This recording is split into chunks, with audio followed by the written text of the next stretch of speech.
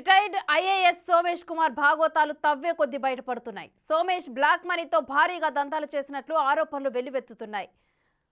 ప్రశాంత్ నగర్లో ఇంటిని అమ్మి భూములు కొన్నారని చెబుతున్న సోమేష్ కుమార్ 12 కోట్లకు అమ్మిన ఇంటిని 5,75,00,000కే అమ్మినట్లు చూపారు. అసలు సోమేష్ భూముల వెనక ఏం జరిగింది, రిజిస్ట్రేషన్ పత్రాల్లో ఏముందో మా ఇన్పుట్ ఎడిటర్ పవన్ ప్రెజెంటేషన్ అందిస్తారు. ప్రభుత్వ మాజీ ప్రధాన కార్యదర్శి మాజీ ఐఏఎస్ అధికారి సోమేష్ కుమార్ రంగారెడ్డి జిల్లా యాచారం మండలంలో 25 ఎకరాలు భూములు ఆయన భార్య పేరు మీద కొనుగోలు చేశారు. ప్రస్తుతం అవి తీవ్ర వివాదాస్పదమవుతుంది. అసలు సోమేష్ కుమార్ కొనుగోలు చేసిన ఆస్తులు ఎందుకు వివాదాస్పదమవుతున్నాయి, అసలు ఆయన ఆస్తులు కొనుగోలు చేసిన విషయాన్ని డిఓపిటికి చెప్పారా లేదా, సివిల్ సర్వెంట్స్ ఎవరైనా సరే ఆస్తులు కొనుగోలు చేస్తే వాటి వివరాలు డిఓపిటికి ఖచ్చితంగా తెలియపరచాల్సి ఉంటుంది. కానీ సోమేష్ కుమార్ అలా చేయలేదు, అక్రమ పద్ధతుల్లో ఆస్తులను సమకూర్చుకున్నారన్న ఆరోపణలు వెల్లువెత్తుతున్నాయి. ఈ నేపథ్యంలోనే ఆయన కొనుగోలు చేసినటువంటి ఆస్తుల డాక్యుమెంట్లను ఒకసారి పరిశీలిద్దాం. ఆస్తుల డాక్యుమెంట్లలో కూడా అనేక అక్రమాలకు పాల్పడినట్లుగా స్పష్టంగా తేటతెల్లమవుతుంది. ఒకసారి ఆయన డాక్యుమెంట్లను కనుక మనం పరిశీలించినట్లయితే మొత్తం 3 డాక్యుమెంట్లు రిజిస్టర్డ్ డాక్యుమెంట్ల ద్వారా ఆయన 25 ఎకరాలను కొనుగోలు చేశారు. మొదటి డాక్యుమెంట్ మనం చూడవచ్చు. 29 జనవరి 2018 రోజున ఈ డాక్యుమెంట్ ఎగ్జిక్యూట్ చేసినట్లుగా ఇందులో ఉంది. This deed of sale is made and executed on 29th day of January 2018 Ibrahimpatnam Rangareddy అనేది ఉంది. పి శేషకుమారి అనే మహిళ వద్ద నుంచి వీళ్ళు ఈ భూమిని కొనుగోలు చేశారు. ఆమె జీడిమెట్ల కుత్బుల్లాపూర్ ప్రాంత నివాసి. Doctor Gnanamudra wife of Somesh Kumar, ఈమె డాక్టర్. ఆమె కొనుగోలు చేసినట్లుగా ఈ పత్రం రిజిస్టర్డ్ డాక్యుమెంట్ ఇది.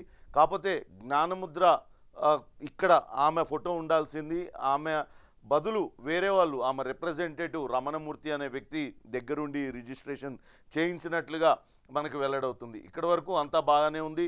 ఇక్కడ వాళ్ళు ఆస్తి కొనుగోలు చేసింది మొత్తం సర్వే నెంబర్ 249లో 10 ఎకరాల భూమిని కొనుగోలు చేశారు.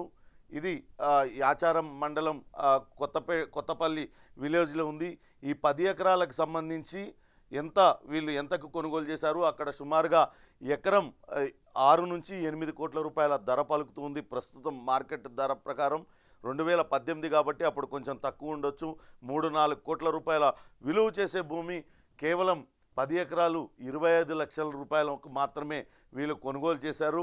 3 చెక్కుల ద్వారా ఈ చెల్లింపులు జరిపినట్లుగా ఇందులో స్పష్టంగా పేర్కొన్నారు. 10 లక్షలకు 2 చెక్కులు, 10 లక్షలు 10 లక్షలు 2 చెక్కులు, 5 లక్షలకు సంబంధించిన 1 చెక్కు, ఈ 3 చెక్కుల ద్వారా వీళ్ళు ఈ భూమిని 10 ఎకరాల భూమిని కొనుగోలు చేశారు. మరో డాక్యుమెంట్ను మనం గమనిద్దాం.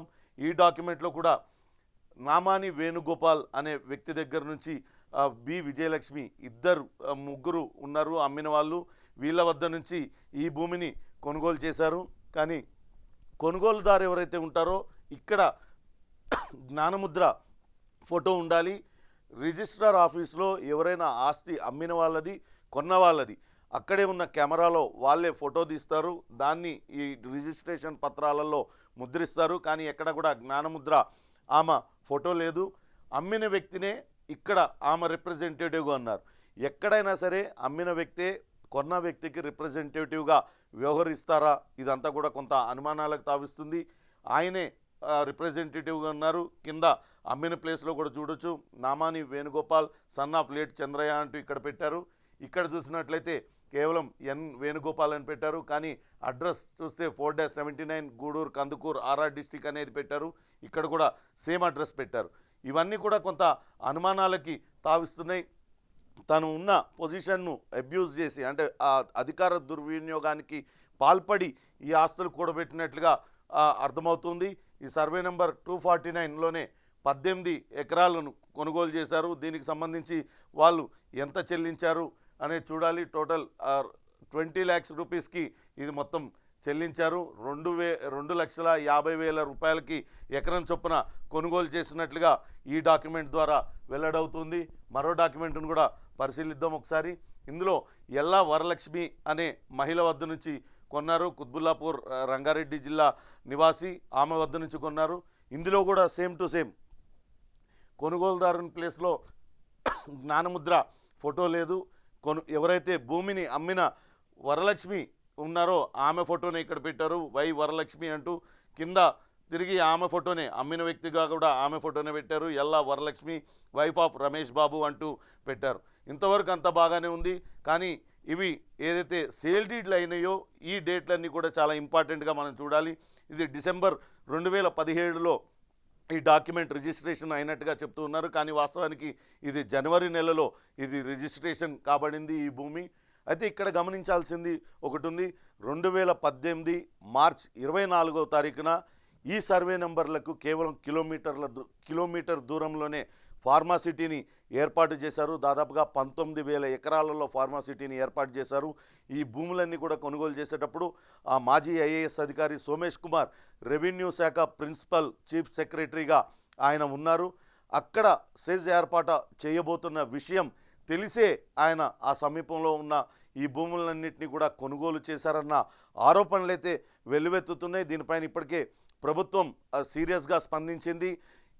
కేవలం ఈ భూములే కాకుండా శంషాబాద్ పరిసరాలలో 100 ఎకరాల భూములన్నీ కూడా సోమేష్ కుమార్ బంధువుల పేరుతో కొనుగోలు చేశారు. ఈయన పెద్ద ఎత్తున బ్లాక్ మనీనంతా కూడా వివిధ వ్యాపారాలలో పెట్టుబడులుగా పెట్టారు, కన్స్ట్రక్షన్ కంపెనీలలో పెట్టుబడులుగా పెట్టారనే ఆరోపణలు వెలువెత్తుతున్నాయి. మొత్తం మీద ఈ డాక్యుమెంట్లన్నీ వెలుగు చూసి ఏదైతే కొత్తపల్లిలో 25 ఎకరాలు కొనుగోలు చేసిన విషయం బయటకు వచ్చిన తర్వాత ఆయన తాను సక్రమంగానే కొనుగోలు చేశాను, తాను కొనుగోలు చేస్తున్న విషయాన్ని అప్పట్లో ఉన్న ప్రభుత్వ పెద్దలకు తెలియజేశానంటూ ఆయన వివరణ ఇచ్చే ప్రయత్నం చేశారు. తాను ప్రశాసన్ నగర్లో ఉన్న ఇంటిని అమ్మి ఆ వచ్చిన డబ్బుతో దీన్ని కొనుగోలు చేశానంటూ ఆయన చెప్తూ వస్తున్నారు. కానీ ప్రశాసన్ నగర్లో ఉన్న ఇంటిని ఆయన 12 కోట్ల రూపాయలకు అమ్మారు.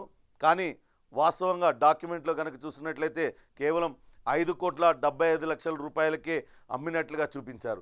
ఇందులో కూడా కేవలం అక్కడ ఉన్న మార్కెట్ అక్కడ గవర్నమెంట్ విలువ ప్రకారం 2.5 లక్షలు కొనుగోలు చేసినట్లుగా ఈ డాక్యుమెంట్లలో ఉంది. కానీ వాస్తవానికి అప్పట్లో అక్కడ ఆ భూమి విలువ చాలా ఎక్కువగా ఉండేది, కోట్ల రూపాయల్లో ఆ భూమి విలువ ఉండేది.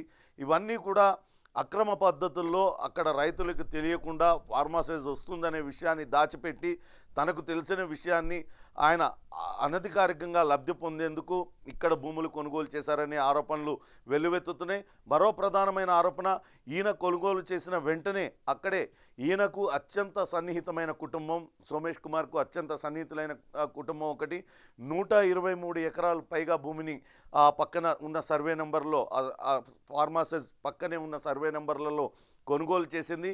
ఆ కొనుగోలు చేసిన కుటుంబం ఇక్కడ కోకాపేటలో ఒక బహుళ అంతస్తుల భవంతులను నిర్మించాయి, గేటెడ్ కమ్యూనిటీస్ని నిర్మించాయి, విల్లాస్ని నిర్మించాయి. అప్పుడంతా కూడా సోమేష్ కుమార్ రెవెన్యూ స్పెషల్ సెక్రటరీగా ఉన్నారు. ఆయన తన అధికారాన్ని అడ్డుపెట్టుకొని వాళ్లకు అనుమతులు ఇవ్వడంలో కానీ వాళ్ళు ఇష్టారాజ్యంగా వాళ్ళు కన్స్ట్రక్షన్స్ చేయడంలో వాళ్ళందరికీ సహాయపడ్డాడు. దానికి ప్రతిఫలంగానే ఈ భూములన్నీ కూడా సోమేష్ కుమార్ పేరున పెట్టారు అనే ఆరోపణలు కూడా కొంతమంది చేస్తూ ఉన్నారు. నిజాలు ఏంటి అనేది దేవుడికెరక. కానీ నిబంధనలు పాటించాల్సిన ఒక సీనియర్ ఐఏఎస్ అధికారి నిబంధనలన్నీ కూడా పట్టించుకోకుండా నిబంధనలు గాలి కొదిలేసి ఇష్టారాజ్యంగా ఆయన ఈ ఆస్తులన్నీ కూడా అక్రమంగా కూడబెట్టుకున్నారు. ప్రస్తుతం ఇది మాత్రమే తెలుస్తుంది. డిఓపిటీకి ఎటువంటి ఆస్తులు కొనుగోలు చేసినా ఆస్తుల విలువ పెరిగినా ఖచ్చితంగా తెలియపరచాల్సిన అవసరం ఉంటుంది. ప్రతి సంవత్సరం కూడా ఐఏఎస్ అధికారులు, సివిల్ సర్వెంట్స్, ఐపీఎస్ అధికారులంతా కూడా తమ పేరు మీద ఉన్న, తమ కుటుంబ సభ్యుల పేరు మీద ఉన్న ఆస్తుల వివరాలన్నీ కూడా వెల్లడించాల్సి ఉంటుంది. కానీ ఎక్కడ కూడా సోమేష్ కుమార్ ఆ పని చేసినట్లుగా లేదు. ముందుగా అక్కడ ఫార్మాసిటీ ఏర్పడుతుందని తెలిసే ఆయన ఈ విధమైన భూములు కొనుగోలు చేశారన్న ఆరోపణలు అయితే వెలువెత్తుతున్నాయి. ముఖ్యంగా మనం చూసాం ఎటువంటి అవకతవకలకు పాల్పడ్డారు, అమ్మిన వ్యక్తే కొన్న వ్యక్తికి రిప్రజెంటేటివ్గా ఉండడం, ఇవన్నీ కూడా అనేక అనుమానాలకు తావిస్తూ ఉంది. ఇక్కడ పెద్ద ఎత్తున బ్లాక్ మనీ చేతులు మారింది. కేవలం డాక్యుమెంట్ వాల్యూ కోసమే 2.5 లక్షలు అని చెప్తున్నప్పటికీ బ్లాక్ మనీని అటు మార్పిడి చేశారనే ఆరోపణలు కూడా వెలువెత్తుతున్నాయి. ప్రస్తుతం రేవంత్ సర్కార్ అటు ఈ భూముల కొనుగోలు వ్యవహారం పైన, అవినీతి అధికారులపైన దృష్టి పెట్టింది. ఇప్పటికే ఈ వ్యవహారంలో పూర్తిస్థాయి విచారణకు ఆదేశించింది. త్వరలోనే అధికారులు దీనిపైన పూర్తి స్థాయిలో నిగ్గు తేల్చే అవకాశం ఉంటుంది. ఇప్పటికే అటు రేరా కార్యదర్శిగా పనిచేసిన అటు ఆ, శివ బాలకృష్ణను అదుపులోకి తీసుకున్నారు ఏసీబీ అధికారులు. ఆయన విచారిస్తూ ఉన్నారు. ఆయన కూడా పెద్ద ఎత్తున భూ అక్రమాలకు పాల్పడినట్లుగా తెలుస్తుంది. ఇక్కడ ఇక సోమేష్ కుమార్ వ్యవహారం కూడా ఆయన పైన దాడితోనే తెలిసింది. గతంలోనే అటు ఒక నిర్మాణ రంగ సంస్థ కార్యాలయంలో ఐటీ సోదాలు నిర్వహించిన సందర్భంగా సోమేష్ కుమార్ పెద్ద ఎత్తున సంస్థలో పెట్టుబడులు పెట్టినట్టుగా గుర్తించారు. కానీ అప్పట్లో ఉన్న ప్రభుత్వం పెద్దలు దాన్ని తొక్కిపెట్టారు. ఇప్పుడు ఈ డాక్యుమెంట్లు 3 డాక్యుమెంట్ల ద్వారా కోట్ల రూపాయల విలువైన భూములు ఇవన్నీ కూడా, కానీ కేవలం 63 లక్షల రూపాయలకు కొనుగోలు చేసినట్లుగా డాక్యుమెంట్ వాల్యూ చూపిస్తూ ఉన్నారు.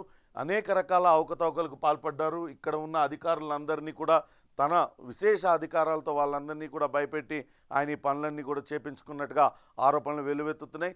చూడాలి దర్యాప్తులో ఏం వెల్లడవుతుంది. నిజంగానే సోమేష్ కుమార్ అక్రమాలకు పాల్పడ్డారా, డిఓపిటికి ఆస్తుల కొనుగోలు విషయం చెప్పారా లేదా అనేది కూడా త్వరలోనే తెలిసే అవకాశం ఉంది.